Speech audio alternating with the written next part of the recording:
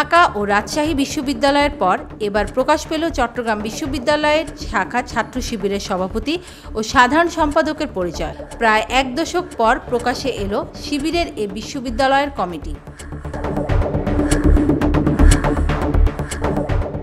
বিশ্ববিদ্যালয় Islamic studies বিভাগের 2016-17 শিক্ষাবর্ষের শিক্ষার্থী নাহিদুল ইসলাম সভাপতি ও মার্কেটিং বিভাগের 2015-16 শিক্ষাবর্ষের শিক্ষার্থী মোহাম্মদ ইব্রাহিম বর্তমান কমিটির সাধারণ সম্পাদক।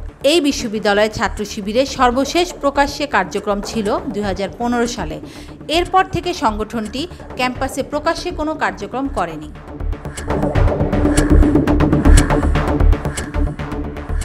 মঙ্গলবার রাতে গণমাধ্যমে পাঠানো 24 দফা দাবি এক বিবৃতিতে কমিটির বিষয়টি জানানো হয়।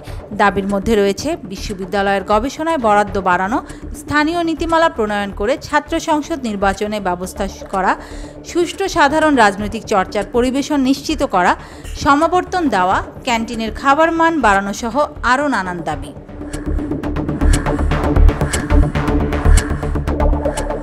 কমিটির বিষয়টি নিশ্চিত করেন সংগঠনের সাধারণ সম্পাদক মোহাম্মদ ইব্রাহিম। বলেন, আমাদের 17 সদস্যের কমিটি রয়েছে। চলতি বছরের জানুয়ারিতে 1 বছর মেয়াদী কমিটি গঠন করা হয়। বাকি সদস্যদের নাম ধীরে ধীরে প্রকাশ করা হবে।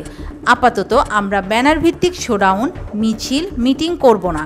শিক্ষার্থীদের প্রয়োজনীয় যে কাজগুলো রয়েছে, তাদের যে দাবি দাওয়াগুলো রয়েছে, সেগুলো পূরণ করা, বিশ্ববিদ্যালয়ের শিক্ষার মান বৃদ্ধি এবং ভবিষ্যতে নেতৃত্ব গড়ার জন্য যে কাজগুলো রয়েছে সেগুলো করা হবে।